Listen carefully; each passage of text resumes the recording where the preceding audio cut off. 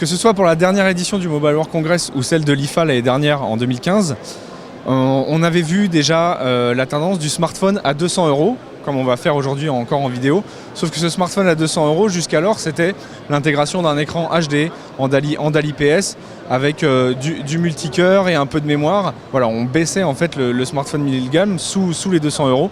Là, ce qu'on voit aujourd'hui, et c'est une tendance qui va se multiplier même jusqu'à la moitié sans doute de l'offre l'année prochaine sur le parc mobile, c'est le smartphone à moins de 200 € qui va intégrer un lecteur d'empreintes digitales. Donc là, on le voit en fait sur l'IFA à Berlin en 2016. On a fait le focus sur 4 smartphones qu'on va un peu vous montrer rapidement. Il y a le Wiko Ufil Fab qui est du 5,5 pouces qui lui va intégrer un lecteur d'empreintes digitales qui sera à 179 €.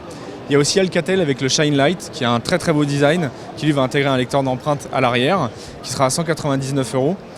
On va aussi avoir chez Lenovo une déclinaison du successeur du K5 qui était un smartphone à moins de 180 € qui n'était pas vraiment génial, mais qui là arrive, son successeur c'est le K6, qui arrive avec d'autres ambitions. Il sera décliné en K6 normal et K6 Power pour une plus grosse batterie. Et ces deux smartphones, ils seront à moins de 200 €. Ils auront aussi un lecteur d'empreintes, toujours sous Android. On a pu tester tous ces smartphones sur les stands en quelques minutes. Ça tient vraiment la route. On est vraiment sur du smartphone qui auparavant aurait été positionné à 250 €, voire 300 €.